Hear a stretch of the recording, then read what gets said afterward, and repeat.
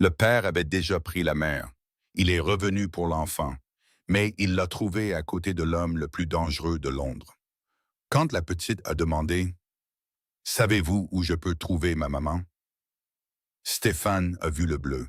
Il a vu la peur qu'elle refusait de montrer, et s'il a décidé que quelqu'un n'allait pas quitter cette rue ce soir-là. Si cette histoire vous a captivé, n'hésitez pas à vous abonner. Comme ça, vous ne manquerez jamais ce qui vous attend. J'ai une autre histoire inoubliable pour vous dès demain. Et pendant que vous êtes là, laissez un commentaire. Dites-moi d'où vous nous regardez. J'adore voir que des gens du monde entier sont connectés.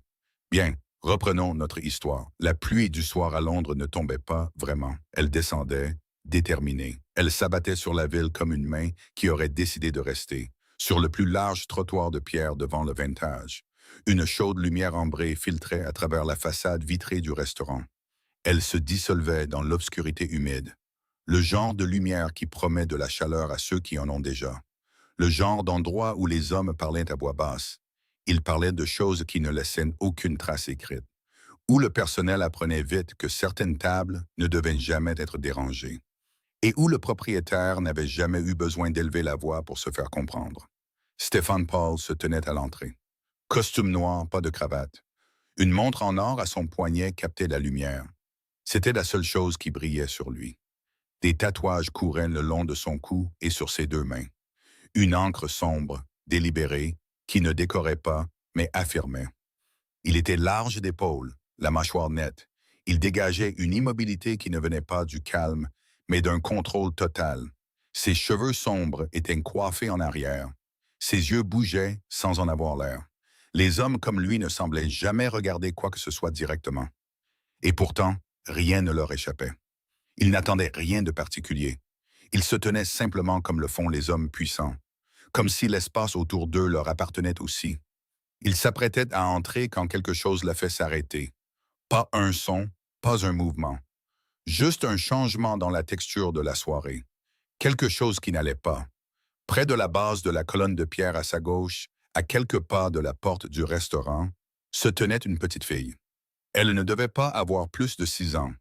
Une robe bordeaux, trop fine pour le froid, collait à sa petite silhouette. Par-dessus, un gilet gris.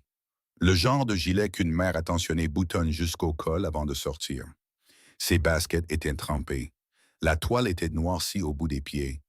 Les lacets pendaient, alourdis par la pluie. Des boucles blondes, humides et emmêlées, tombaient sur son front. Elle ne les repoussait pas. Ses chaussettes blanches étaient devenues grises à la cheville à cause du trottoir mouillé. Dans ses bras, serrés contre sa poitrine, comme un autre enfant tiendrait un bouclier, il y avait un lapin en peluche. Les oreilles étaient lisses à force d'être touchées. Ses coutures étaient effilochées. Sa fourrure était usée aux endroits les plus caressés, ce qui disait tout sur le temps qu'elle l'avait portée et avec quelle force. Elle ne pleurait pas. Elle ne demandait rien à personne.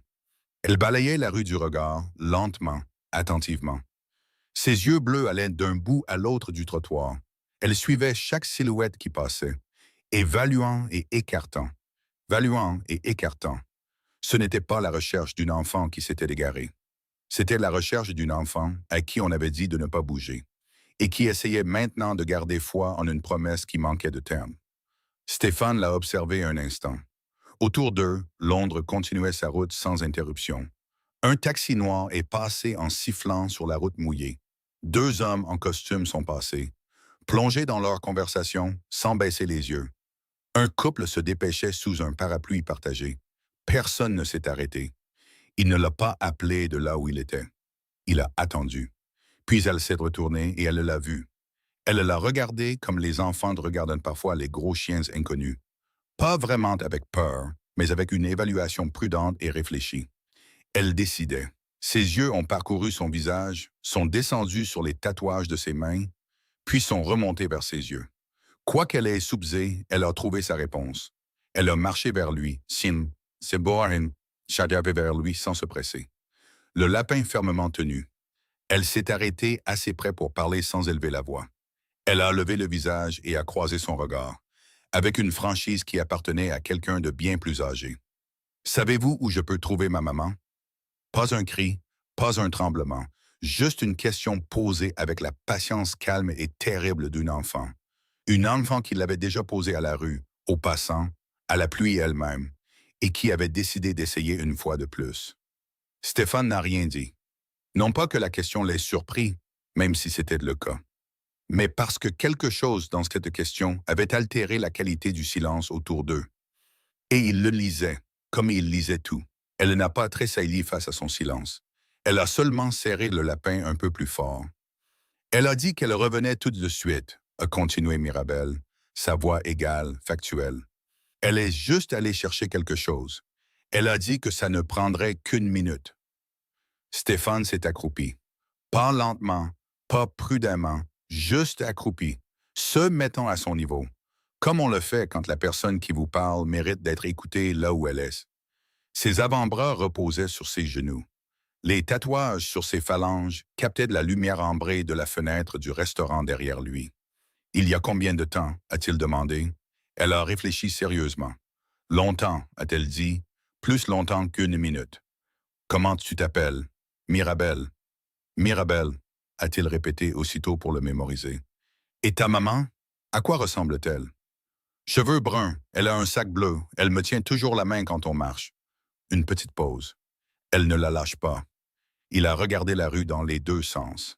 La pluie continuait, indifférente. Pas de femme avec un sac bleu. Pas de silhouette se dépêchant de revenir avec des excuses aux lèvres. Pas de taxi s'arrêtant. Seulement la pierre mouillée et la ville indifférente. Et cet enfant, debout au milieu, commençant seulement à comprendre que quelque chose n'allait pas. Il a de nouveau regardé Mirabelle. Elle le regardait toujours calme. Mais sa prise sur le lapin s'était resserrée. Ses petites articulations étaient une panne. Et ses yeux avaient pris une qualité qu'il reconnaissait. Pas la panique, mais le bord même de la panique. Retenu par le dernier espoir d'un enfant qu'un adulte est une réponse. Il ne lui a pas offert de faux réconfort. Il ne lui a pas dit que tout allait bien. Il a simplement dit « Reste avec moi ». Et quelque chose dans ces trois mots, leur platitude, leur certitude, a semblé l'atteindre, d'une manière qu'un réconfort plus doux n'aurait pas pu. Elle a fait un unique petit signe de tête. Elle a replacé le lapin dans ses bras et s'est tenue à côté de lui. Stéphane s'est redressé, a mis la main dans sa veste, a sorti son téléphone. Il balayait déjà le trottoir du regard, calculant déjà, mettant déjà en marche la mécanique silencieuse d'un homme qui résout les problèmes. C'est alors que le son leur est parvenu. Des pas lourds sur la pierre mouillée. Ma famille est rapide, déterminée. Venant de la rue latérale à gauche, Mirabelle les a entendus aussi. Il l'a senti avant de le voir. La façon dont elle s'est figée. Pas l'immobilité de la curiosité. L'immobilité de la reconnaissance. Le genre qu'un enfant développe quand une série de pas particulières a signifié quelque chose de mauvais. Assez longtemps pour que le corps apprenne à se préparer avant que l'esprit ne comprenne. Stéphane s'est retourné. Un homme approchait de l'entrée de la ruelle, respirant fort, les yeux vifs. Il balayait les environs jusqu'à ce qu'il se pose sur Mirabelle et s'arrête. « Te voilà », a dit l'homme. Mirabelle n'a pas bougé vers lui. Elle n'a pas parlé. Elle s'est seulement rapprochée de manière presque imperceptible, d'un petit pas, du côté de Stéphane. L'homme qui est sorti de cette ruelle ne ressemblait pas à un père venant chercher son enfant. Il ressemblait à un homme venant récupérer quelque chose qu'il avait égaré. Et il était irrité d'avoir dû chercher. Il était large, costaud, vêtu d'une veste sombre sur une chemise grise, le col ouvert. Ses cheveux étaient coupés courts sur les côtés, plus longs sur le dessus. La pluie les avait aplatis contre son front. Il n'était pas vieux, peut-être la mi-trentaine, mais quelque chose dans sa façon de se tenir lui ajoutait des années. Une dureté autour de la mâchoire, des yeux qui bougeaient vite et se posaient lentement. Le genre de visage qui avait décidé il y a longtemps que le monde lui devait quelque chose, et qui percevait les intérêts depuis. Il s'est arrêté à quelques mètres, ses yeux sont allés d'abord à Mirabelle, puis à Stéphane, puis de nouveau à Mirabelle avec le regard particulier d'un homme qui recalcule. Non pas parce qu'il était incertain, mais parce que la scène n'était pas arrangée comme il s'y attendait. « C'est ma fille », a-t-il dit. Pas à Mirabelle, à Stéphane. Comme si Mirabelle était un fait à confirmer plutôt qu'une personne à qui s'adresser. Stéphane n'a pas répondu immédiatement. Il a fait ce qu'il faisait toujours quand un homme se révélait dès sa première phrase. Il a écouté ce qu'il y avait en dessous. Le ton, la formulation. C'est de ma fille, pas la voilà, pas Dieu merci, pas même son nom. La propriété affirmée comme un argument, comme si le mot mienne était une accréditation qui réglait tout. Il a regardé Mirabelle. Elle ne s'était pas approchée de son père. Elle n'avait pas souri, n'avait pas tendu la main vers lui, n'avait fait aucune des choses instinctives qu'un enfant fait quand une personne de confiance arrive. Elle se tenait exactement là où elle était, un pas à la gauche de Stéphane, et ses yeux étaient fixés sur un point quelque part près du trottoir mouillé entre eux.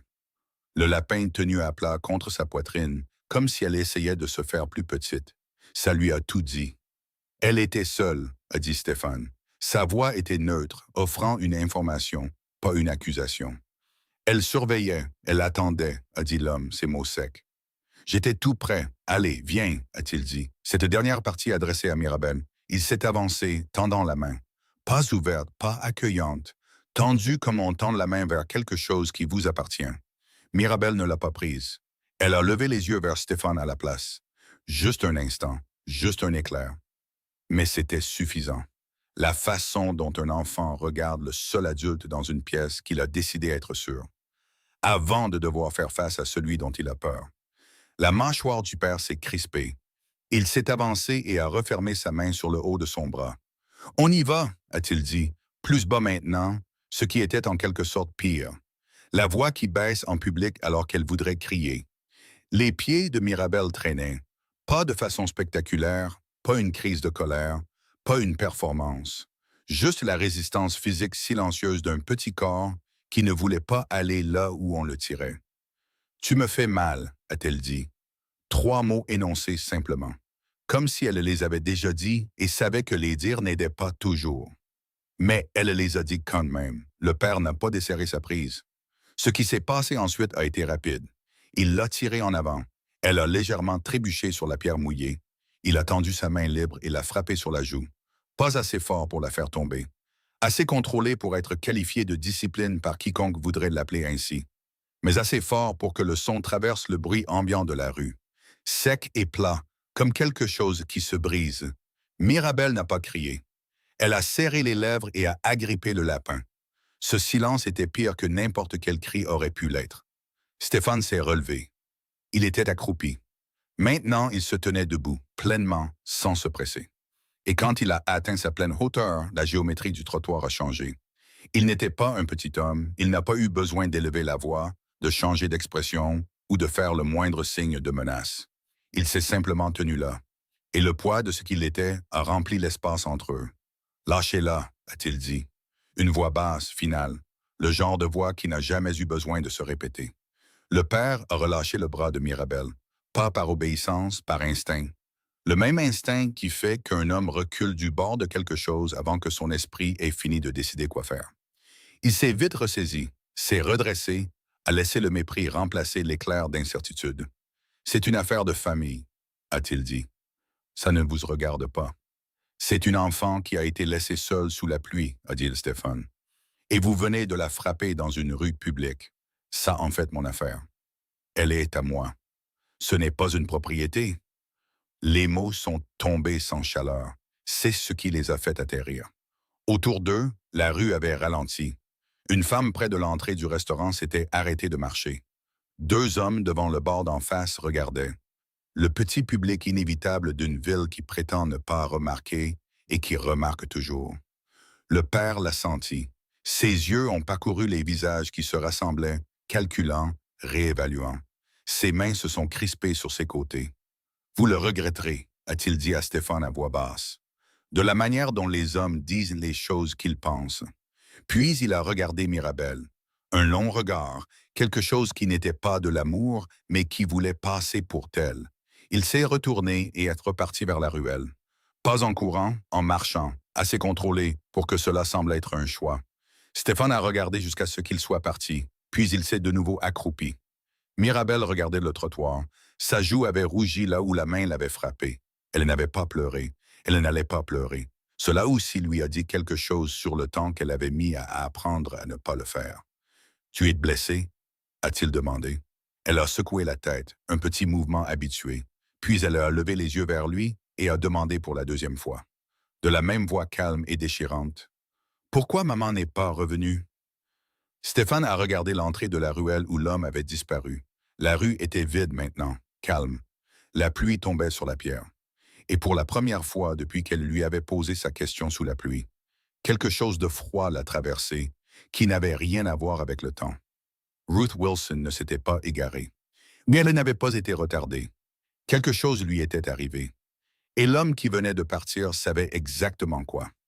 Stéphane n'a pas fait entrer Mirabel tout de suite. Il laisse rester un moment sur le trottoir mouillé, les yeux fixés sur l'entrée de la ruelle, faisant le calcul que les hommes dans sa position faisaient automatiquement. Niveau de menace, variable, ce que les 60 secondes suivantes exigeaient. Le père s'était retiré. La rue avait retrouvé son rythme indifférent. La pluie tombait sans pause. Il a baissé les yeux vers Mirabel. Elle regardait toujours l'endroit où son père avait disparu. Son expression était illisible, comme le deviennent les expressions des enfants quand ils ont appris que montrer trop de choses coûte quelque chose. La rougeur sur sa joue s'était légèrement accentuée. Elle n'avait pas levé la main pour la toucher. « Viens à l'intérieur », a dit Stéphane. Pas une question, pas une demande déguisée, juste une instruction, énoncée simplement de la même voix qu'il utilisait pour tout. Et d'une manière ou d'une autre, cette simplicité l'a fait hocher la tête et le suivre. Le Vantage était chaleureux comme seuls les endroits avec de l'argent le sont. Pas seulement chauffé, mais isolé du monde. Boiserie sombre, éclairage tamisé, table dressée avec du lin blanc et des bougies qui brûlaient depuis assez longtemps pour connaître leur but. Le service du dîner était en cours. La pièce portait le murmure bas et prudent des gens qui mangent bien. Toutes les têtes se sont légèrement tournées quand Stéphane est entré. Pas de manière évidente, pas grossièrement, mais elles se sont tournées. Il n'en a pas tenu compte. Il a guidé Mirabel vers une petite banquette près de la fenêtre. Vitre d'un côté, mur de l'autre, une vue dégagée sur la rue. Il lui a fait signe de s'asseoir. Elle est montée sur le siège et a posé le lapin sur la table devant elle. Elle a redressé ses oreilles avec ses deux mains. Un petit acte d'ordre précis dans une soirée qui n'en avait aucun. Un membre du personnel est apparu sans être appelé. « De l'eau » a dit Stéphane, « et quelque chose de chaud. Ce que vous avez. » Il s'est assis en face d'elle. Pendant un moment, aucun d'eux n'a parlé. Mirabel regardait la rue à travers la vitre floue de pluie. Cherchant toujours, effectuant toujours ce balayage lent et patient sur chaque silhouette qui passait. Il l'a regardé faire. Il a regardé l'espoir se comprimer un peu plus à chaque fois qu'une silhouette passait qui n'était pas sa mère. « À quelle heure t'a-t-elle laissé » a-t-il demandé. Mirabel y a réfléchi attentivement. « Avant qu'il ne fasse nuit » a-t-elle dit. Le taxi arrivait et elle devait aller chercher quelque chose au magasin. « Juste une chose. Quel magasin ?»« Je ne sais pas. » Elle a dit « Reste près de la porte. » Elle a dit qu'elle me verrait depuis la rue. « Quelle porte ?» Elle a montré du doigt à travers la vitre, plus bas sur le trottoir, à peut-être 40 mètres. L'entrée en renfoncement d'un petit marchand de journaux. Sa lumière était encore allumée. Son entrée juste assez profonde pour abriter un enfant de la pluie. Stéphane l'a regardé. Puis la ruelle à côté. Quelque chose s'est installé en lui. Ce n'était pas tout à fait une certitude, mais c'était assez proche pour agir. Il a sorti son téléphone et a passé un appel. Un seul mot quand la connexion s'est établie. Un nom. Puis, sors les images de la rue à 40 mètres au sud du Vantage. D'il y a 30 minutes. Maintenant. Il a posé le téléphone face contre la table. Mirabel le regardait. « Vous allez la trouver » a-t-elle demandé. « Je vais chercher » a-t-il dit. Elle a semblé peser l'honnêteté de cette réponse contre le confort d'une promesse. Et elle a décidé, peut-être parce qu'on lui avait déjà fait des promesses qui n'avaient pas tenu, que l'honnêteté était préférable. Elle a hoché la tête. La boisson chaude est arrivée, du chocolat chaud. Le personnel avait pris une décision discrète et correcte. Mirabel a enroulé ses deux mains autour de la tasse. Le lapin était assis, appuyé contre le mur à côté d'elle, son visage usé au niveau de la table, présent et compté. « Il s'appelle Lapin » a-t-elle dit, suivant le regard de Stéphane. « Bon nom » a-t-il dit. Elle a presque souri, presque. Maman me l'a donné quand j'avais 2 ans. Elle a dit que je l'avais nommé moi-même. Une pause. Elle dit que j'étais très sérieuse à ce sujet. Ça semble juste, a dit Stéphane. Cette fois, le presque sourire est allé un peu plus loin. Puis il s'est estompé. Il nous attendait, a-t-elle dit doucement. Stéphane s'est figé. Qui ça? Mon père. Elle a prononcé le mot avec une platitude particulière. Pas de la haine, pas du chagrin. Juste un mot qui avait perdu la chaleur qu'il était censé porter. Il n'était pas censé s'approcher de nous. Le tribunal l'a dit. Elle a regardé son chocolat chaud. Mais il s'est approché de nous quand même. Il se tenait devant mon école. Il s'asseyait dans sa voiture dans notre rue. Maman le voyait et me serrait la main plus fort. Il t'a dit quelque chose à l'école? Il a fait un signe de la main. Elle l'a dit comme si ce signe avait été la partie la plus effrayante. Comme si c'était normal. Le téléphone de Stéphane a vibré. Il a regardé l'écran. Un message de son chef de la sécurité. 4 mots et une pièce jointe. Tu dois voir ça. Il a ouvert la vidéo. L'angle venait d'une caméra montée au-dessus de l'entrée du marchand de journaux. Le horodatage indiquait il y a 37 minutes. La qualité était assez bonne. Elle montrait Ruth Wilson, cheveux bruns, sac bleu, se déplaçant rapidement vers le magasin, puis s'arrêtant à l'entrée de la ruelle alors qu'une silhouette en sortait. Le père. Il ne les avait pas suivis par derrière. Il les avait attendus plus loin. Il connaissait leur itinéraire. Sur l'écran, sans son et en gris. La vidéo montrait un bref échange. Ruth reculant, le père avançant, une deuxième silhouette apparaissant du fond de la ruelle. Ruth se retournant, la main du père se refermant sur son bras, les deux silhouettes l'attirant en arrière dans l'obscurité. 37 secondes entre le premier contact et la disparition. Puis la ruelle était vide. Mirabel parlait à nouveau. Quelque chose à propos de leur appartement. De la façon dont sa mère avait fait leur valise ce matin-là. De la façon dont cela avait semblé être une aventure, jusqu'à ce que ça ne le soit plus. Stéphane écoutait sans donner l'impression d'avoir cessé de la regarder, même si son esprit était déjà passé à 3 étapes suivantes. Ce n'était pas un incident domestique. Ce n'était pas un homme agissant sur une impulsion. C'était planifié, coordonné, exécuté avec un timing qui nécessitait soit une surveillance, soit une information interne. Ruth Wilson avait été enlevée, et sa fille était assise en face de lui, buvant un chocolat chaud, croyant toujours que sa mère était allée chercher une chose et qu'elle reviendrait tout de suite. Il a levé les yeux de son téléphone. Mirabel s'était tue. Elle le regardait à nouveau, ses vieux yeux prudents lisant son visage, comme les enfants lisent les visages quand les adultes sont le seul livre qu'ils ont. Elle ne va pas revenir toute seule, n'est-ce pas, a-t-elle dit. Pas une question qui voulait un faux réconfort, une question qu'il savait déjà. Stéphane a soutenu son regard. Non, a-t-il dit, mais je vais la ramener.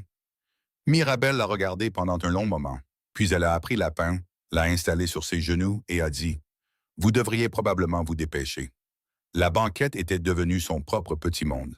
Dehors, Londres poursuivait sa soirée sans savoir ni se soucier de ce qui se passait à l'intérieur d'un restaurant chaleureux dans une rue mouillée par la pluie. À l'intérieur, Mirabel était assise avec Lapin sur ses genoux et son chocolat chaud à moitié fini. Elle regardait Stéphane comme elle avait regardé la rue plus tôt. Patiente, stable, alerte à tout changement dans ce qu'elle lisait. Il avait passé 2 autres appels depuis qu'elle lui avait dit de se dépêcher. Tous deux brefs, assez bas pour qu'elle n'ait pas pu distinguer les mots. Mais elle a observé son visage tout le temps, traduisant l'expression au lieu du langage. Il avait le genre de visage qui ne laissait rien paraître. Mais elle était, Stéphane commençait à le comprendre, très doué pour lire le très peu. Son chef de la sécurité, Doru, est arrivé en moins de 10 minutes. C'était un homme compact, économe en tout. Mouvement, parole, expression. Il a posé une tablette sur la table sans préambule, inclinée pour que Stéphane puisse la voir. Il s'est tenu au bord de la banquette, les mains jointes devant lui. Il a jeté un coup d'œil à Mirabel. Elle l'a regardé sans ciller. Il a de nouveau regardé Stéphane. 6 rapports de police en 14 mois. A dit Doru à voix basse. Déposés par Ruth Wilson contre le même homme. 3 pour harcèlement. 2 pour agression physique. 1 pour menace criminelle. Les charges. Les 2 premières ont été abandonnées. Elle s'est rétractée. 3e, condamnation pour voie de fait simple. Peine avec sursis. L'accusation de menace est toujours en attente. Stéphane a regardé la tablette. Une photographie dans le dossier. Le père. Même mâchoire, même yeux qui bougeaient vite et se posaient lentement. Son nom était enregistré sur les documents de police, mais Stéphane ne l'a pas dit à voix haute. Les noms, selon son expérience, rendaient les choses personnelles avant qu'elle n'ait besoin de l'être. Pour l'instant, cet homme était encore un problème à comprendre, avant d'être un problème à résoudre. Ordonnance restrictive accordée il y a 4 mois. Exclusion de 200 mètres de Ruth Wilson et de l'enfant. Violation signalée 2 fois. Les 2 fois, il a prétendu que la proximité était une coïncidence. Le ton de Doru est resté plat. La police l'a enregistré. Aucune autre mesure. Mirabel avait écouté. Stéphane n'avait pas essayé de l'en empêcher. Il avait une philosophie sur les enfants et l'information. Qu'ils en savaient presque toujours plus que les adultes ne le supposaient. Et que prétendre le contraire ne leur apprenait qu'une chose, que la vérité était quelque chose qu'ils devaient trouver seuls. Le papier ne l'a pas arrêté, a-t-elle dit. Les 2 hommes l'ont regardé. Il l'a dit à maman, a-t-elle continué, d'un ton factuel, en lissant l'oreille de Delapin avec son pouce. Il a dit, elle a fait une pause, retrouvant les mots exacts avec la précision d'une enfant qui a stocké les choses avec soin, parce qu'elle comprenait instinctivement qu'elle comptait. Aucun papier ne peut m'arrêter. Je prendrai ce qui est à moi. La banquette fut silencieuse un instant. Elle te dit qu'il avait dit ça? A demandé Stéphane. Je l'ai entendu, a dit Mirabel. Il l'a appelée. Elle ne savait pas que j'étais dans le couloir. Une pause. Je ne lui ai pas dit que j'avais entendu. Elle avait déjà l'air assez effrayée. Stéphane l'a regardée pendant un long moment. Une enfant de 6 ans qui avait porté seule et en silence le poids de cela. Choisissant de protéger sa mère de savoir qu'elle avait été entendue. Le stockant, survivant avec. Il s'est retourné vers Doru. Finance. Doru a fait défiler la tablette. A vendu son appartement il y a 6 semaines. Transaction en espèces. A fermé 2 de ses 3 comptes bancaires. Le 3e est réduit à un solde minimal. Il a fait une pause. Demande de passeport traitée il y a 8 semaines. Nouveau document malgré un document existant valide. Recherche de vol. Son historique de navigation a été obtenu par... Doru a choisi ses mots suivants avec un soin professionnel. Des canaux non officiels. Plusieurs recherches. Destination en Europe de l'Est. Puis des territoires plus larges sans extradition. À quand remonte-t-elle? La recherche la plus récente date d'hier matin. Hier matin, Stéphane a absorbé cela. L'homme avait cherché des voies de terre sorties le matin avant de se poster dans une ruelle pour intercepter une femme et sa fille qui partaient pour un aéroport ce soir-là. La séquence n'était pas une coïncidence arrangée pour ressembler à un plan. C'était un plan qui avait toujours eu l'intention de paraître inarrêtable. Il savait qu'elle partait ce soir, a dit Stéphane. Oui, ce qui signifie qu'il avait accès à des informations sur leur déplacement, soit par surveillance, soit par une source. L'expression de Doru est restée neutre. Probablement les 2. Mirabel s'était tue. Stéphane a regardé de l'autre côté de la table. Elle ne regardait pas la tablette. Elle regardait la surface de la table. Ses mains enroulées autour de la pingue et son visage avait changé. Pas effondré, pas froissé, mais installé dans quelque chose de plus vieux qu'il n'aurait dû l'être. L'expression de quelqu'un qui assemble des pièces qu'il espérait ne pas s'emboîter et qui découvre qu'elles s'emboîtent. Il nous observait depuis longtemps, a-t-elle dit. Pas une question. Oui, a dit Stéphane, et maman le savait. Ta mère essayait de te protéger. Je sais. Elle a levé les yeux. C'est pour ça qu'elle a tout emballé. Elle m'a dit qu'on allait quelque part de nouveau. Elle a fait en sorte que ça ait l'air excitant. Sa voix est restée stable, mais sa prise sur la pince s'était de nouveau resserrée. Ce petit signe qu'elle ne pouvait pas entièrement contrôler. Elle avait peur, n'est-ce pas? Tout le temps. Elle a été courageuse, a dit Stéphane. Tout le temps. Mirabel l'a regardé, évaluant cela, vérifiant sa vérité comme elle vérifiait tout. Puis elle a hoché lentement la tête, l'acceptant dans le cadre qu'elle construisait pour donner un sens à la soirée. Doru s'est légèrement penché en avant. Le véhicule a été localisé à une adresse enregistrée. Zone industrielle, quai, quartier des entrepôts. Nous effectuons des vérifications supplémentaires sur les propriétés associées. Stéphane a hoché la tête une fois. Combien de temps? 20 minutes, peut-être moins. Stéphane a regardé Mirabel. Elle le regardait à nouveau avec ses yeux prudents et anciens. Il avait été dans des pièces avec des hommes dangereux et s'était senti moins observé. « Vous allez aller la chercher ?» a-t-elle demandé. « Bientôt » a-t-il dit. « Je peux venir? Non. Elle a soutenu son regard un moment, sans argumenter, sans bouder, juste en regardant. Puis elle a accepté cela avec le même pragmatisme silencieux qu'elle semblait appliquer à tout. Me direz-vous la vérité? A-t-elle dit. Quand vous découvrirez quelque chose, me direz-vous la vérité vraie? Pas juste la version gentille. Stéphane a considéré la question avec le sérieux qu'elle méritait. Oui, a-t-il dit. Elle a semblé se redresser légèrement. D'accord, a-t-elle dit. Alors j'attendrai. Elle a pris son chocolat chaud. Il était devenu froid. Elle l'a bu quand même, les deux mains autour de la tasse. Lapin appuyé contre son côté. La pluie traçant des lignes sur la fenêtre à côté d'elle. Le téléphone de Doru a vibré. Il a regardé l'écran. A regardé Stéphane. Nous avons une localisation. Les quais, la nuit, avaient une qualité de silence particulière. Pas le silence du vide. Le silence des choses qui ne voulaient pas être entendues.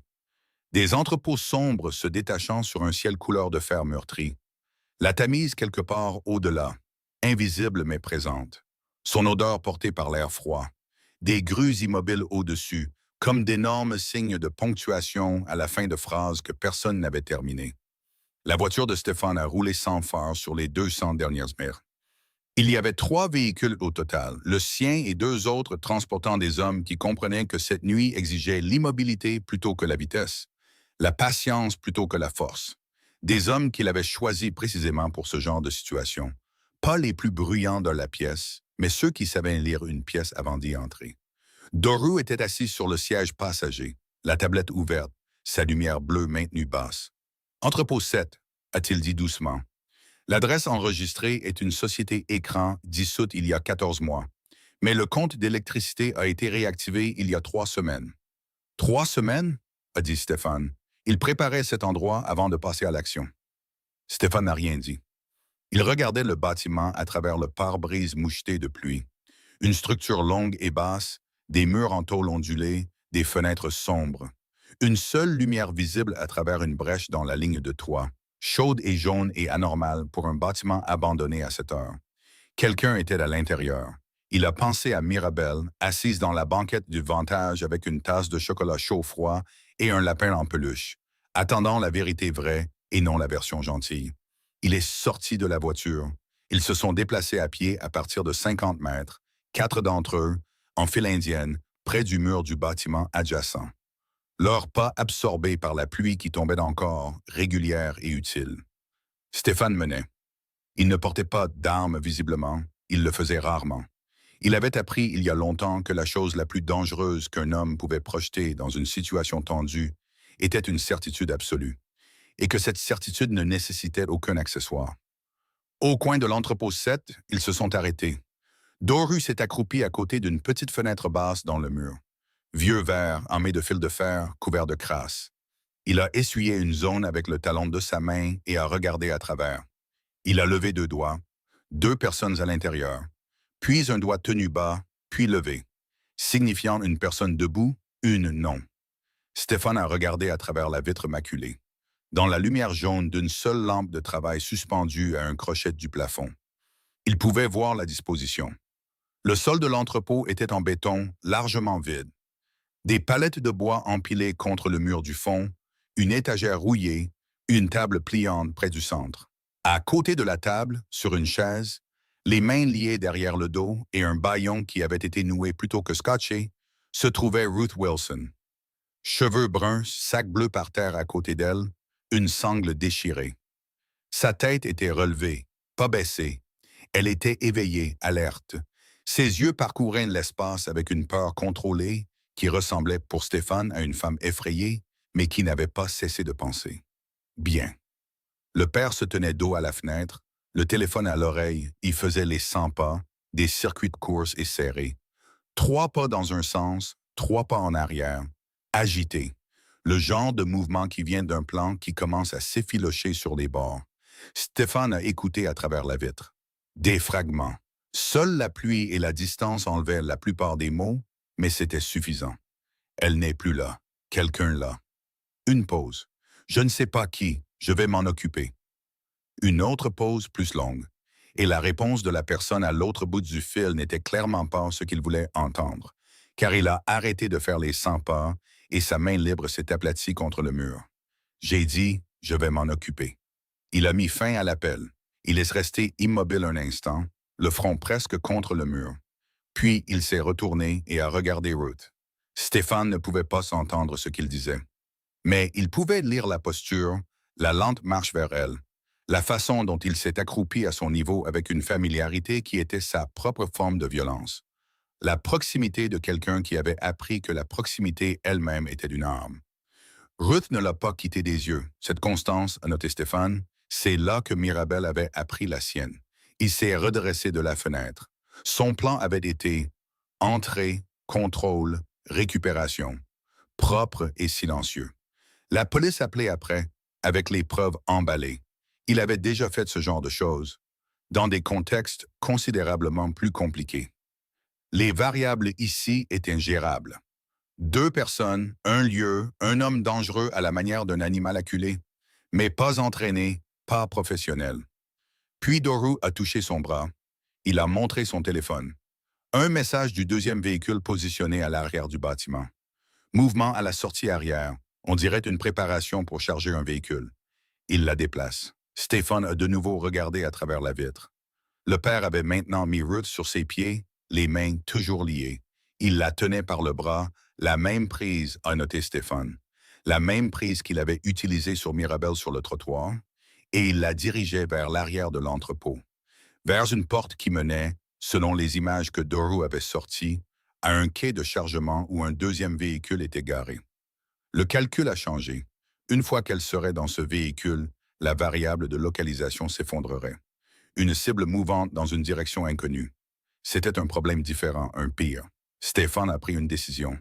Il s'est levé, s'est dirigé vers la porte latérale de l'entrepôt, cadenassé. Mais la serrure était vieille et Doru avait déjà sorti ce qu'il fallait. Il a attendu les 3 secondes nécessaires pour l'ouvrir. Il a poussé la porte. Le père l'a entendu. Il s'est retourné. Et pendant un moment suspendu, ils existaient tous les 3 dans le même espace. L'homme, la femme qui l'avait enlevée et l'homme qui était venu la ramener. La lampe de travail projetait de longues ombres. La pluie martelait le toit. Les yeux de Ruth ont trouvé Stéphane et quelque chose en eux a changé. Pas du soulagement, pas encore, mais de la reconnaissance. Quelqu'un est venu. Le père a lâché le bras de Ruth. Pas par reddition, par calcul. La même recalibration que Stéphane l'avait vu faire sur le trottoir, gagner des secondes pendant qu'il décidait quoi en faire. « Vous n'avez aucune idée, » a dit lentement le père. « Dans quoi vous avez mis les pieds? » Stéphane a regardé Ruth. « Êtes-vous blessé? » Elle a secoué la tête, les yeux fermes. Il s'est retourné vers le père. « Je sais exactement dans quoi j'ai mis les pieds, » a-t-il dit. « La question est de savoir si vous comprenez dans quoi vous avez mis les pieds. » Les yeux du père se sont déplacés vers la porte derrière Stéphane. Doru la remplissait. Puis la fenêtre à gauche, une autre silhouette. La respiration du père a changé. Le premier vrai signal, sous toute la performance d'autorité, que quelque chose d'animal en lui avait enregistré la vérité de la situation. Puis son téléphone a sonné. Il y a jeté un coup d'œil, et dans la demi-seconde où ses yeux sont tombés, il a pris sa décision. Il a couru. Pas vers la porte, pas vers Ruth, mais vers un espace dans les étagères au fond du mur. Une sortie secondaire que les hommes de Stéphane n'avaient pas entièrement couverte. Il l'a franchie avant que quiconque ne l'atteigne, parti dans le noir et la pluie et les espaces entre les entrepôts. Un homme qui planifiait cela depuis des semaines les aurait déjà cartographiés. Stéphane s'est tenu à l'ouverture, à écouter. Des pas, puis un véhicule au loin, accélérant, avalé par la ville. Il s'est retourné. Ruth se tenait exactement là où elle avait été laissée, les mains toujours liées, le regardant avec une expression qui contenait à la fois de la gratitude et de la terreur. « Ma fille », a-t-elle dit, les premiers mots. « Où est-elle? »« Elle est en sécurité », a dit Stéphane. « Elle t'attend. » Ruth a fermé les yeux, une respiration, juste une. L'expiration comprimée d'une femme relâchant quelque chose qu'elle avait retenu depuis une ruelle, une paire de mains et une portière de voiture qui se ferment. Puis elle les a ouverts. « Il reviendra », a-t-elle dit. Pas une peur, un fait. Stéphane s'est accroupi et a défait les liens à ses poignets. « Je sais », a-t-il dit. « Laissez-le venir. » Ils sont retournés à travers la ville en silence. Ruth était assise sur le siège arrière, son sac déchiré sur ses genoux, ses mains enroulées l'une autour de l'autre comme elles l'avaient été quand elles étaient liées, comme si le corps se souvenait de la contrainte, même après qu'elle ait disparu. Doru avait trouvé une couverture dans le coffre et l'avait placée sur ses épaules sans commentaire. Elle l'avait serrée fort sans commentaire non plus. Stéphane était assis à côté d'elle. Il n'a pas poussé à la conversation. Il avait appris que les gens qui venaient de traverser quelque chose avaient besoin d'un moment pour se situer dans le monde. Avant de pouvoir en parler utilement, il a regardé la ville défiler par les fenêtres. La pluie tombait toujours, les rues toujours indifférentes, et il a attendu. C'est Ruth qui a rompu le silence. Combien de temps est-elle restée seule? Assez longtemps pour me trouver, a dit Stéphane. Ruth s'est tournée pour le regarder. Il pouvait la voir assembler ce que cela signifiait. Le fossé entre « je reviens tout de suite » et « assez longtemps pour trouver un étranger ». Et la façon dont cela s'était inscrit sur son visage n'était pas de la culpabilité, mais quelque chose de proche. La douleur particulière d'une mère mesurant la distance entre ce qu'elle avait promis et ce qui s'était réellement passé. Avait-elle peur? Stéphane a considéré la réponse honnête. Elle cherchait, a-t-il dit. Il y a une différence. Ruth a absorbé cela, s'est retournée vers la fenêtre. Elle n'a pas peur facilement, a-t-elle dit doucement. Avant, je pensais que c'était de la force. Maintenant, je pense que c'est parce qu'elle a eu trop d'entraînement. De retour au vantage, Doru a emmené Ruth dans une pièce privée au premier étage. Un endroit chaud avec une porte qui se verrouillait de l'intérieur. Un endroit où un médecin de confiance de Stéphane pourrait l'examiner sans l'implication de quiconque pourrait générer un dossier avant que Stéphane ne soit prêt. Stéphane est retourné à la banquette. Mirabelle était exactement là où il l'avait laissée. La pain sur la table, la tasse froide à côté de lui. Elle dessinait au dos d'un menu en papier avec un stylo qu'elle avait apparemment obtenu d'un membre du personnel. De petits traits concentrés.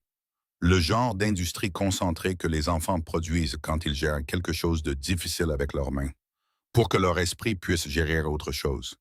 Elle a levé les yeux quand il s'est assis, a lu son visage. « Elle est là », a-t-elle dit. « Pas une question.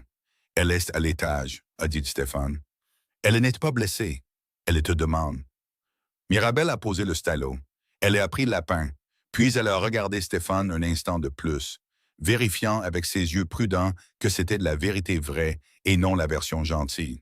Et quoi qu'elle ait trouvé sur son visage l'a satisfaite, car elle s'est levée et a dit simplement « Emmenez-moi à elle ». Il l'a fait. Il les a laissés ensemble. Il s'est tenu devant la porte fermée pendant 3 secondes, assez longtemps pour entendre à travers le bois, faible et absolu, le son du calme de Mirabelle qui se brise enfin. Pas un cri, quelque chose de plus silencieux. Le son spécifique d'une enfant qui a tenu quelque chose d'énorme, pressant son visage contre la seule personne pour qui elle l'avait tenu. Il est redescendu. Doru attendait dans le couloir avec la tablette. « Il bouge », a dit Doru. « Où? » »« Pas loin. Le signal du téléphone le place dans le quartier de Bermondsey. Il ne fuit pas encore. » « Il pense qu'il va se regrouper, » a dit Stéphane. « Il avait un plan et il s'est fracturé. Les hommes comme lui n'abandonnent pas les plans. Ils les révisent. » Doru a posé la tablette sur la table du couloir. « Il y a plus. Depuis que tu es parti, nous avons creusé plus profondément. » Stéphane a regardé l'écran. Ce que Doru avait assemblé au cours de la dernière heure était l'architecture d'une obsession. Pas les faits de surface des rapports de police et des ordonnances du tribunal. C'était de la structure visible. En dessous, il y avait quelque chose de plus révélateur, la logique interne d'un homme qui avait passé 14 mois à construire une version de la réalité dans laquelle il était de la partie lésée. Et tous ceux qui se dressaient entre lui et ce qu'il voulait étaient un obstacle à éliminer. Les plaintes déposées contre lui, 6 d'entre elles, il avait contre-attaqué sur chacune. L'ordonnance restrictive, il l'avait publiquement qualifiée dans des communications documentées à des connaissances communes de fabriquer. Un instrument juridique utilisé comme une arme, la preuve d'un complot contre lui. Il avait dit aux gens que Ruth lui avait volé sa fille. Il avait dit aux gens que le tribunal avait été manipulé. Il avait, et c'était le détail qui en disait le plus à Stéphane, commencé à contacter, il y a 8 semaines, des hommes à la périphérie de réseau que Stéphane connaissait. Pas directement, par des intermédiaires. Cherchant une assistance du genre qui n'apparaît dans aucun dossier. Il essayait d'engager de l'aide, a dit Stéphane. « Essayait », a confirmé Doru. « On l'a refusé. Son argent n'était pas suffisant et sa situation était trop visible. Mais le fait qu'il ait cherché vous dit jusqu'où il était prêt à aller. Oui, Stéphane était resté silencieux un moment. Il avait rencontré de nombreuses variétés d'hommes dangereux dans sa vie. Ceux qu'il respectait, dans le sens froid et professionnel où le respect s'appliquait, étaient ceux qui étaient dangereux parce qu'ils étaient capables, compétents, stratégiques. Cet homme était dangereux pour une raison différente. Il était dangereux parce qu'il croyait sincèrement avoir raison. Les hommes qui savaient qu'ils faisaient le mal pouvaient être raisonnés, négociés, redirigés. Les hommes qui croyaient que leur violence était justifiée, qui avaient construit toute une architecture interne pour soutenir cette croyance, qui s'entouraient des preuves qu'ils avaient sélectionnées et rejetaient le reste. Ces hommes-là n'arrêtaient pas. Ils escaladaient. Chaque obstacle devenait une preuve de persécution. Chaque conséquence devenait du carburant. Il considère Mirabel comme une extension de lui-même, a dit Stéphane. Pas une enfant, pas une personne avec sa propre. Il a fait une pause. Il la voit comme il voit son appartement, son argent, son nom. Quelque chose qu'on lui a pris. Doru n'a rien dit. Il n'en avait pas besoin. Ce qui signifie, a continué Stéphane, que perdre ce soir ne met pas fin à cela. Ça l'aggrave. Il s'est dirigé vers la fenêtre au bout du couloir. En bas, la rue était calme. Pluie, lumière ambrée sur la pierre mouillée, la ville qui continue.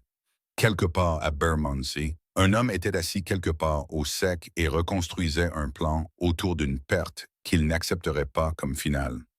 Le téléphone de Stéphane a vibré. Un message de la pièce privée à l'étage. Pas des hommes de Doru, du membre du personnel qu'il avait posté devant la porte. L'enfant vous demande. Il a regardé le message un instant, puis il est remonté. Il a frappé une fois. Mirabel a ouvert la porte. Ses yeux étaient rouges sur les bords. La seule preuve de ce qui s'était passé dans cette pièce qu'elle se serait probablement autorisée. La peine était sous un bras. Derrière elle, Ruth était assise sur le petit canapé avec la couverture toujours sur ses épaules, pâle et vigilante. « J'ai dessiné quelque chose », a dit Mirabel. Elle a tendu le papier du menu du bas. Il l'a pris. Un dessin au stylo. Deux silhouettes, une petite et une grande, se tenant la main. À côté d'elle, légèrement à l'écart, une troisième silhouette, plus grande, des lignes sombres sur le cou et les mains. Les deux silhouettes de gauche étaient étiquetées en lettres majuscules soignées. Moi, maman. La troisième silhouette n'avait pas d'étiquette. Mirabel a levé les yeux vers lui. « J'ai laissé un espace », a-t-elle dit, « parce que je ne connaissais pas votre nom. » Stéphane a regardé le dessin, l'espace qu'elle avait laissé. « Stéphane », a-t-il dit. Elle a repris le dessin très sérieusement et l'a écrit. Derrière elle, Ruth regardait. Dans le couloir, le téléphone de Doru a vibré. Il est apparu à l'embrasure de la porte. Un regard à Stéphane a suffi. Le signal du père s'était déplacé. Il se dirigeait de nouveau vers le centre-ville. Il se dirigeait de nouveau vers eux. Stéphane a fermé doucement la porte de la pièce privée derrière lui. Il est resté un moment dans le couloir, le dessin se formant encore dans son esprit. Ces deux silhouettes et l'espace à côté d'elle. Les lettres soignées de son nom remplies par une enfant de 6 ans. Une enfant qui avait décidé avec un sérieux caractéristique qu'il appartenait à l'image. Il l'a mis de côté. Il y avait du travail à faire. Doru était déjà au bout du couloir, la tablette levée, la lumière bleue projetant de fines ombres sur son visage. Deux des hommes de Stéphane se tenaient derrière lui, Radu et Philippe, tous deux silencieux, tous deux fiables, tous deux comprenant, sans qu'on le leur dise, que cette situation avait changé de catégorie. Ce n'était plus une récupération, c'était un confinement. Il a arrêté de bouger, a dit Doru quand Stéphane l'a atteint. Signal statique dans le quartier de Borough Market. Il est garé ou il est à l'intérieur quelque part. Il réfléchit, a dit Stéphane, ou il passe des appels. Les deux, probablement. Stéphane a regardé la carte sur la tablette. Des Borough Market au Vintage, c'était 12 minutes sans trafic. Moins à 7 heures sur des routes mouillées avec un homme qui n'avait plus rien à perdre. Il viendra ici, a dit Stéphane. Doru l'a regardé. Tu en es certain? Il ne sait pas ce que je sais d'autre. Il pense que je suis un étranger qui est intervenu dans la rue. Il pense que Ruth est ici parce qu'il n'y avait nulle part d'autre où l'amener après l'entrepôt. Stéphane a rendu la tablette. Il croit toujours que c'est récupérable, que s'il peut atteindre Mirabel, il contrôle la situation. Il a tort. Oui, a dit Stéphane, Mais je veux qu'il reste dans l'erreur jusqu'à ce que j'en décide autrement. Doru est resté silencieux un moment. Le silence particulier d'un homme qui avait travaillé aux côtés de Stéphane assez longtemps pour savoir quand un plan se formait et quand le laisser se former sans interruption. Tu veux le faire venir? A dit Doru. Selon tes conditions. Je le veux enregistrer, a dit Stéphane. Tout. L'entrepôt ce soir, les images. Tout remis aux bonnes personnes dans la bonne séquence. Je veux que ce soit clos d'une manière qui ne laisse aucune faille par laquelle il pourrait revenir. Cela nécessite l'intervention de la police. Oui. Doru a haussé un sourcil. Pour Stéphane Paul, le mot police était généralement quelque chose géré à une distance significative. Traité par des intermédiaires, gardé aussi loin de ses opérations directes que la géographie le permettait. Le fait qu'il propose maintenant activement leur implication en disait plus sur le sérieux de son intention que toute autre chose. Je passerai l'appel, a dit Doru. Pas encore. Stéphane a de nouveau regardé la carte. Laissons-le venir à nous d'abord. Laissons-le faire son mouvement dans un lieu que nous contrôlons, devant des témoins, sous caméra. Ensuite, nous remettons tout, sans faille. Il a regardé le long du couloir vers la porte fermée de la pièce privée. Elle a besoin que ce soit fini, a-t-il dit. Simplement. Pas géré. Fini. Les 40 minutes suivantes se sont déroulées avec la tension particulière d'une attente contrôlée. Stéphane a positionné ses hommes. 2 à l'entrée du restaurant, 1 à l'arrière, 1 dans un véhicule dans la rue, avec une ligne de vue claire sur les 2. Doru a coordonné discrètement, efficacement, sans la présence de sécurité visible qui alarmerait les derniers clients ou donnerait quoi que ce soit à quelqu'un qui regarde de l'extérieur. Stéphane lui-même est retourné à la banquette près de la fenêtre. Il s'est assis là où Mirabel s'était assise. Il pouvait voir la rue d'ici, toute la longueur du trottoir, dans les 2 sens, les entrées des ruelles, les voitures garées. Il a commandé un café qu'il ne boirait pas, a regardé la pluie et a pensé à la psychologie d'un homme qui avait passé 14 mois à se convaincre qu'il était la victime de l'histoire qu'il avait décrite. Les hommes comme ça avaient besoin de gagner publiquement. Ils avaient besoin que la récupération soit vue par l'enfant, par la femme, peut-être par ceux à qui il rendait des comptes lors de ses appels depuis l'entrepôt. La retraite de la rue plus tôt, quand la foule s'était rassemblée, avait été une humiliation. L'échec à l'entrepôt, un effondrement. Il n'opérait plus par stratégie, mais par quelque chose de plus dangereux. L'ego. Le téléphone de Stéphane a vibré. Doru. Un mot. Arrivé. 30 secondes plus tard, une voiture sombre est passée lentement devant le restaurant, sans s'arrêter, surveillant, vérifiant ce qui était visible de la rue. Stéphane n'a pas bougé. Il est resté assis avec son café et a regardé par la fenêtre. Il a laissé la voiture passer. Laissé l'homme à l'intérieur voir un restaurant faisant ses affaires un soir de pluie. Rien d'alarmant, rien qui ne suggère que quoi que ce soit ait été préparé. La voiture a fait le tour du pâté de maison. Est revenu, s'est arrêté cette fois, à 20 mètres, moteur en marche. Une portière s'est ouverte. Le père est sorti. Il s'est tenu sur le trottoir sous la pluie, le col relevé, regardant l'entrée du restaurant. Il était seul. Pas de deuxième silhouette, pas de soutien. Les intermédiaires qu'il avait approchés l'avaient refusé. Le réseau qu'il espérait activer ne s'était pas matérialisé. Il était là seul, ce qui le rendait plus prévisible et plus volatile à la fois. Stéphane s'est levé, il s'est dirigé vers l'entrée, a poussé la porte et est sorti sur le trottoir mouillé, sous la pluie, et s'est arrêté. Le père l'a vu immédiatement. Pendant un moment, aucun d'eux n'a bougé. Puis le père a marché vers lui. Pas en courant, pas prudemment. Avec le pas délibéré d'un homme qui avait pris une décision et qui l'exécutait simplement. « Où est-elle » a-t-il dit, pas une question. « Laquelle » a dit Stéphane. Quelque chose a traversé le visage du père. « Ne, Ruth est en sécurité » a dit Stéphane. « Mirabel est en sécurité. Les images de l'entrepôt sont sécurisées. L'enregistrement de vous forçant Ruth dans un véhicule dans la ruelle, sécurisé. Les relevés téléphoniques, la documentation financière, les violations de l'ordonnance restrictive, tout est emballé, prêt. » Le père s'était complètement immobilisé. « Vous allez partir d'ici, » a continué Stéphane, « ou vous allez prendre une décision qui rendra tout ce que je viens de décrire pire pour vous. Ce sont les options. »« C'est ma fille. »« C'est une enfant, » a dit Stéphane, « qui tressaille quand elle entend vos pas. La mâchoire du père s'est crispée. Vous n'avez aucune idée de ce qu'elle est pour moi. Je sais exactement ce qu'elle est pour vous, a dit Stéphane. C'est ça le problème. Le père a regardé la porte du restaurant, calculant, la même recalibration, cherchant la faille, l'angle, la version de ceci où il sortait encore avec ce pourquoi il était venu. Il n'y en avait pas. Il pouvait le voir se former sur son visage. Le moment où un homme arrête de calculer parce que tous les chiffres sont revenus faux. Puis la voix de Mirabel est venue de derrière. Petite, claire, portant dans la pluie. Je ne vais pas avec toi. Stéphane s'est retourné. Elle se tenait dans l'embrasure de la porte du restaurant, la pince sous un bras, la main de Ruth agrippant son épaule par derrière. Toutes deux encadrées par la lumière ambrée. Mirabel regardait son père avec les yeux clairs et fermes d'une enfant qui avait décidé quelque chose et qui n'allait pas changer d'avis. « Je veux rester avec maman », a-t-elle dit. « J'ai toujours voulu rester avec maman. » Le père a ouvert la bouche, l'a refermée. Quelque part dans la rue, le bruit d'une voiture. Puis deux.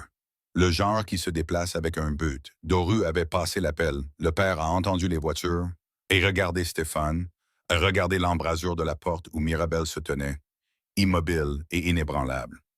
Et pour la première fois de la soirée, il n'avait plus rien à dire. Les voitures sont arrivées sans sirène, deux d'entre elles, sombres, banalisées. S'arrêtant sur le trottoir avec l'efficacité silencieuse de personnes qui avaient été correctement briefées et qui comprenaient que le bruit n'était pas nécessaire ici.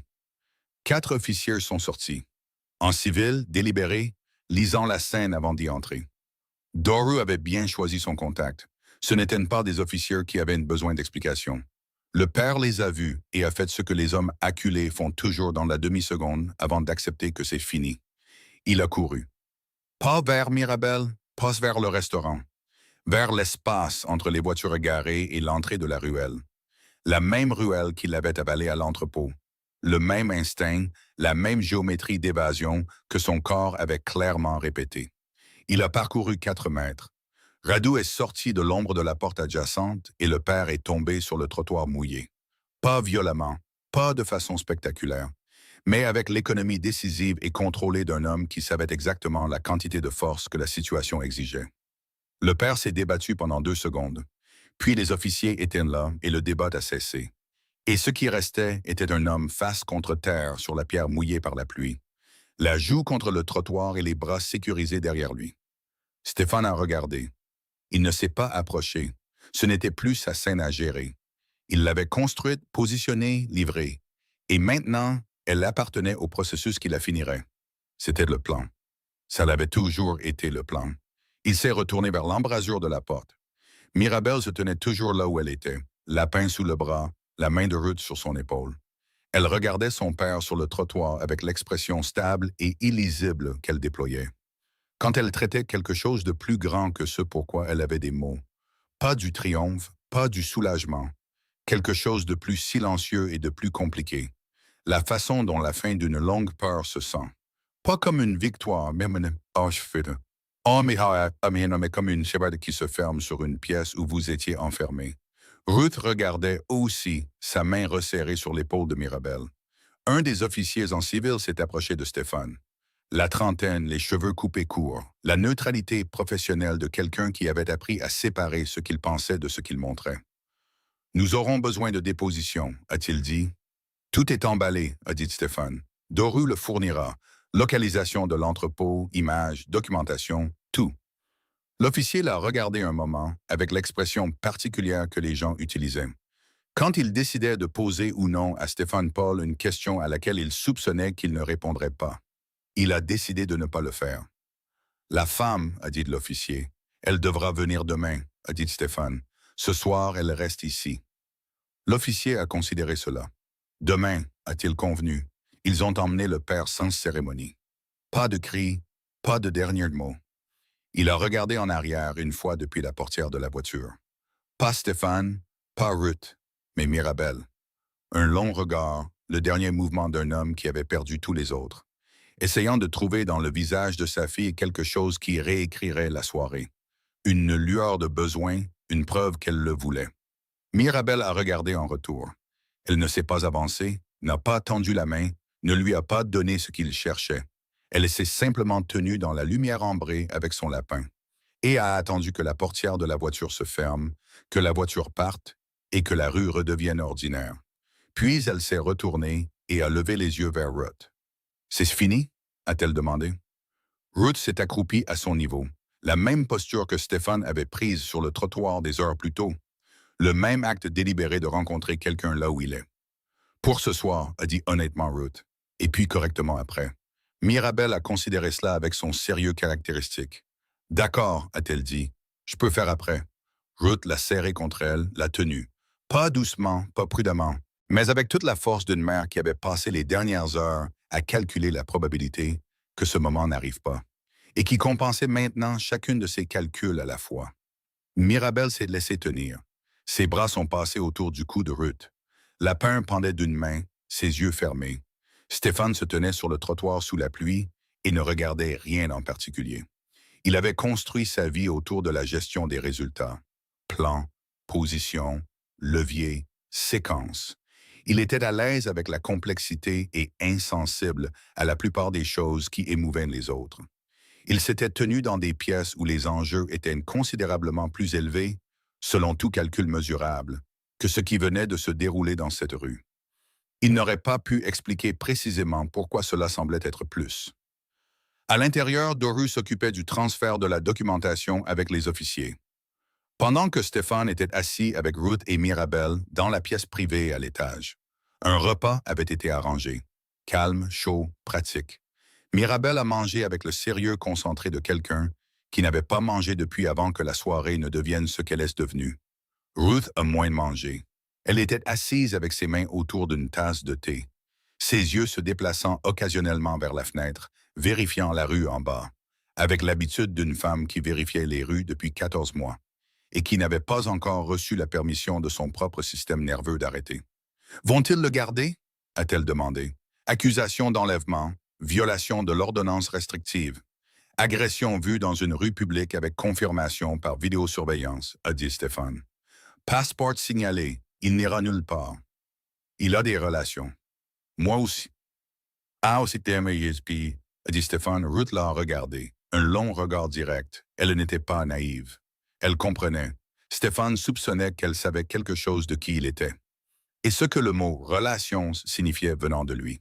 Elle avait, après tout, cherché refuge dans son restaurant et accepté son aide. Et était maintenant assise dans sa pièce privée à manger de la nourriture que sa cuisine avait préparée. Elle avait fait ses évaluations. « Je ne sais pas comment », a-t-elle commencé. « Ne le faites pas », a-t-il dit, pas méchamment. Elle s'est arrêtée. Mirabelle a regardé entre eux. « Il n'aime pas les merci », a-t-elle dit à sa mère avec le ton autoritaire de quelqu'un qui le connaissait depuis bien plus de 3 heures. Ruth a regardé sa fille, puis Stéphane. Quelque chose a changé dans son expression. Pas tout à fait un sourire, mais la chose la plus proche qu'une soirée comme celle-ci pouvait raisonnablement produire. Il était tard quand Mirabelle s'est finalement endormie. Elle l'a fait sans annonce. Un moment debout, lapin contre sa poitrine, les yeux suivant la pièce. Et puis simplement plus. Sa tête a basculé sur le côté contre le bras de Ruth, avec la totalité abrupte que seuls les enfants et les personnes vraiment épuisées peuvent gérer. Ruth l'a ajusté avec soin, l'a installé, a lissé la boucle humide de son front avec une main. Elle a regardé Stéphane. Elle a posé des questions sur vous, a dit Ruth doucement. Avant que vous ne reveniez dans la pièce. Elle a dit, Ruth a fait une pause et quelque chose a traversé son visage. Elle a dit, Maman, je pense que c'est l'un des gentils, mais on dirait qu'il ne le sait pas encore lui-même. Stéphane n'a rien dit. Elle a 6 ans, a dit Ruth. Elle fait ça, elle voit des choses. Je sais, a-t-il dit. J'ai remarqué. Ruth a baissé les yeux sur Mirabelle endormie. Le rouge sur sa joue s'était estompé maintenant. La marque antérieure de la main de son père avait presque disparu. Dans son sommeil, son visage avait relâché tout ce qu'il contenait pendant les heures d'éveil. La vigilance, le calme, la gestion prudente de ce qu'elle montrait. Elle ressemblait simplement à une petite enfant fatiguée. « Je fuis depuis longtemps, » a dit Ruth. « Je ne parle pas seulement de ce soir. Je veux dire... »« Je sais ce que vous voulez dire, » a dit Stéphane. « Je suis fatigué de fuir. »« Vous n'avez plus à le faire, » a-t-il dit. « Pas maintenant. » Ruth l'a regardé. « Vous ne pouvez pas promettre ça. »« Je viens de le faire, » a-t-il dit. Dehors, la pluie commençait enfin à ralentir. La première suggestion en plusieurs heures qu'elle avait l'intention de s'arrêter. La rue en bas était calme. La lumière ambrée de la façade du Vantage atteignait toujours le trottoir mouillé, se dissolvait toujours dans l'obscurité sur les bords, offrant toujours sa chaleur à une ville qui ne remarquait pour la plupart pas qu'elle était là. Doru est apparu dans l'embrasure de la porte, a regardé Stéphane, a fait un petit signe de tête. Tout était sécurisé, la documentation transférée, les officiers satisfaits. La machine des conséquences fonctionnait maintenant de son propre chef, ne nécessitant rien de plus de cette nuit. Stéphane s'est levé. Il a regardé Mirabelle une dernière fois. Elle avait une main recroquevillée sous sa joue et l'autre tenant toujours la pain, même dans son sommeil. La prise lâche maintenant, mais présente. Toujours là, tenant toujours. Il s'est dirigé vers la porte. Stéphane, a dit Ruth. Il s'est arrêté, s'est retourné. Elle le regardait avec toute l'attention claire d'une femme qui choisissait ses mots avec soin et qui choisissait ceux-ci avec un soin particulier. Elle avait raison, a dit Ruth, à votre sujet. Il a soutenu son regard un moment. Puis il est sorti et a tiré doucement la porte derrière lui. Le matin est arrivé comme les matins arrivent après des nuits qui ont trop pris. Lentement. Sans excuse, la lumière entrant malgré tout. Elle a trouvé le Vantage plus calme qu'il ne l'avait été depuis des heures. Le service du dîner terminé depuis longtemps, le personnel parti. Le restaurant existant dans l'immobilité particulière d'un lieu construit pour le bruit, retenant maintenant son souffle. La pluie s'était arrêtée quelque part avant l'aube. La rue dehors était propre, mouillée et grise argentée. La lumière ambrée éteinte, le trottoir reflétant un ciel qui n'avait pas encore décidé ce qu'il voulait être. Mirabelle s'est réveillée la première. Elle le faisait toujours. Ruth l'avait mentionné une fois, presque en passant. La façon dont les parents mentionnent des choses qui sont simplement devenues la texture de leur vie.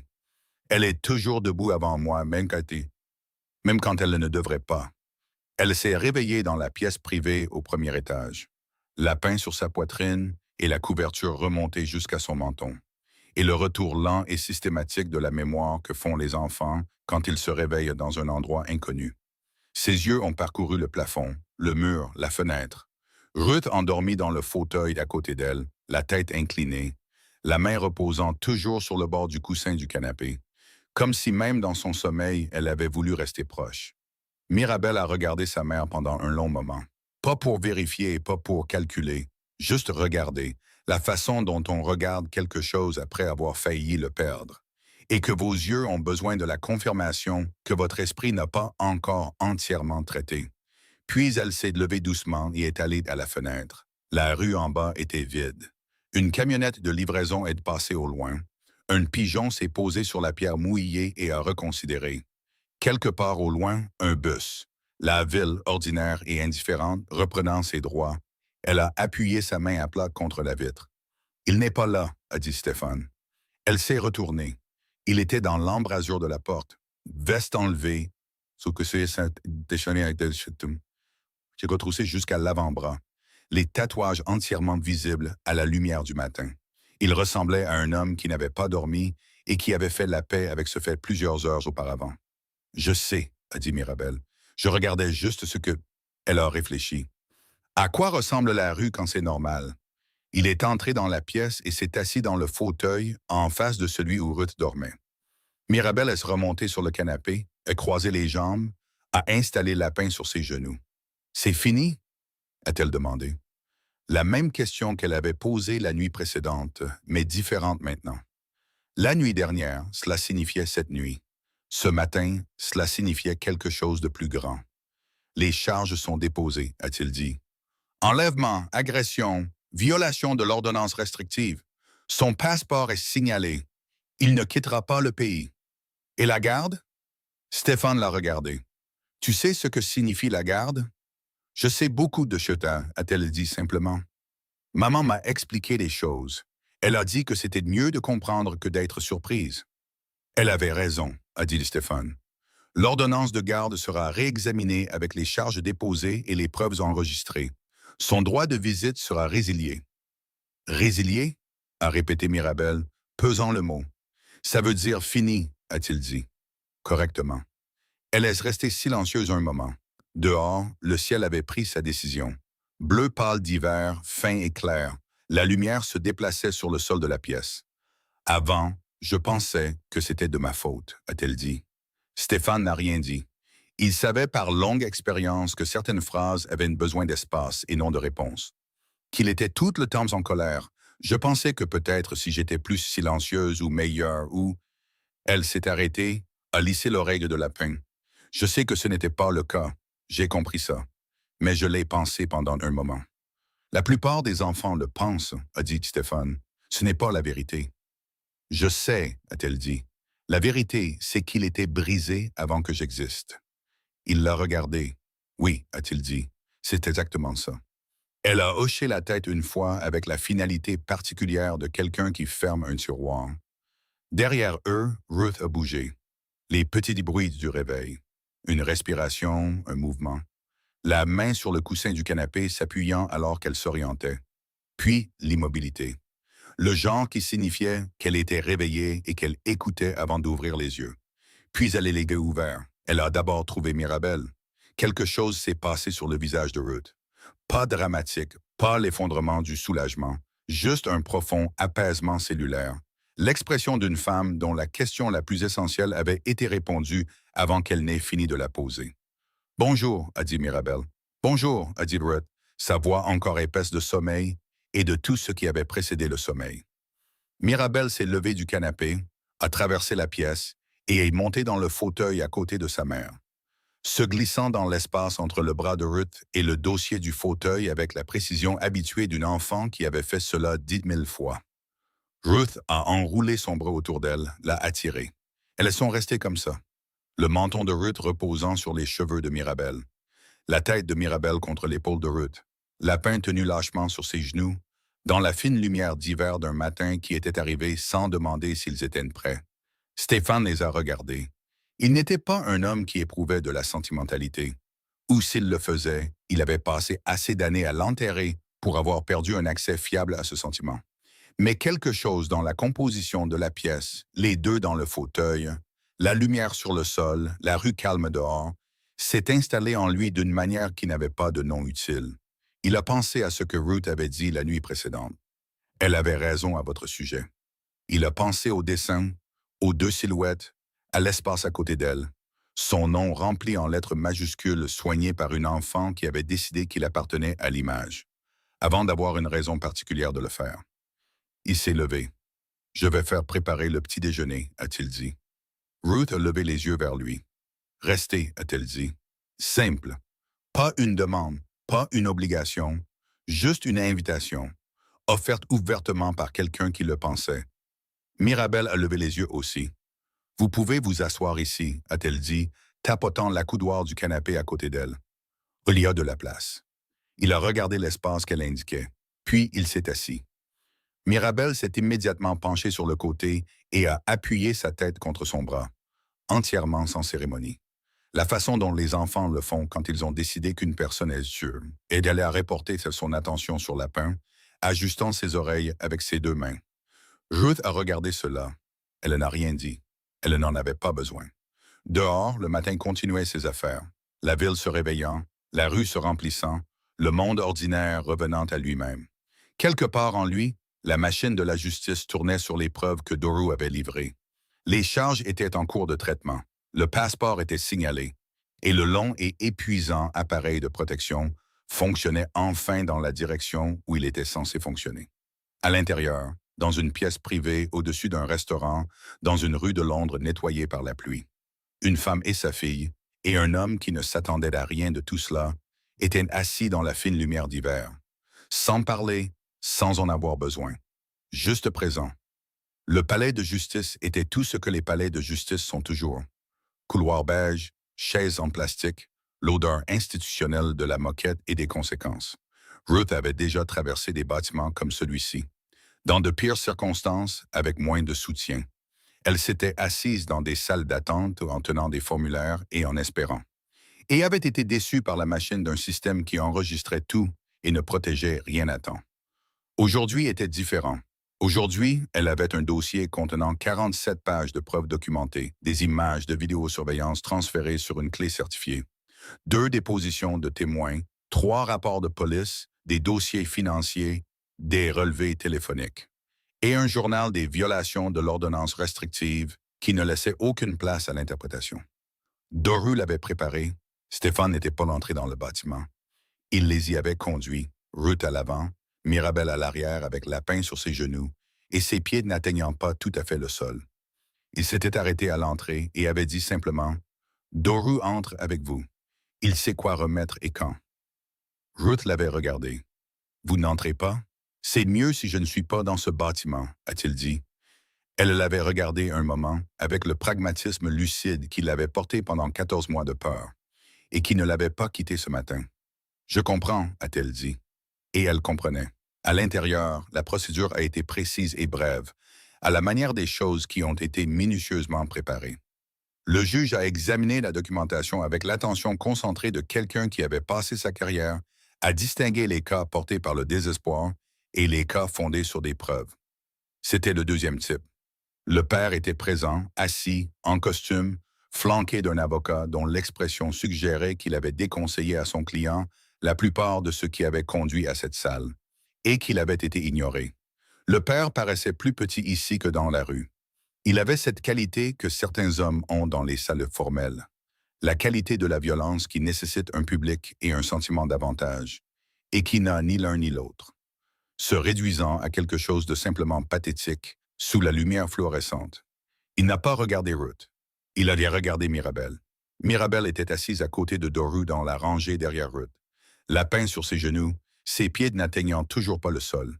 Elle portait une robe propre, bleu foncé. Ruth l'avait achetée dans un magasin à 2 rues du Vantage ce matin-là, et ses cheveux avaient été brossés pour la première fois depuis l'après-midi précédent. Elle a regardé son père en retour, stable, clair, la façon dont elle regardait tout. Il a détourné le regard le premier. Le juge a parlé pendant 11 minutes. Garde résiliée, ordonnance restrictive étendue et renforcée. Restriction de passeport officialisée par le tribunal. Les charges devaient être jugées. L'accusation d'enlèvement à elle seule portait une peine qui a fait changer l'expression de l'avocat, d'une manière qui confirmait qu'il avait su depuis le début comment cela se terminerait. Ruth était assise et écoutait. Elle gardait ses mains à plat sur ses cuisses et ne pleurait pas. Non pas parce qu'elle ne le voulait pas, mais parce qu'elle s'était promis de ne pas pleurer dans une pièce qui le contenait. Qu'elle garderait ça pour un endroit où il ne pourrait pas le voir et ne pourrait pas le compter comme sien. Quand ce fut fini, elle s'est levée, s'est retournée et a trouvé Mirabel déjà à côté d'elle. Lapin sous un bras, l'autre main se glissant dans la main de Ruth avec la certitude automatique de quelque chose qui avait toujours été vrai. Ruth l'a serré. « C'est résilié », a demandé Mirabel. « Oui », a dit Ruth. « Correctement fini. »« Correctement fini. » Mirabel a réfléchi à cela pendant exactement une seconde. « Bien », a-t-elle dit. Stéphane était garé là où il l'avait laissé.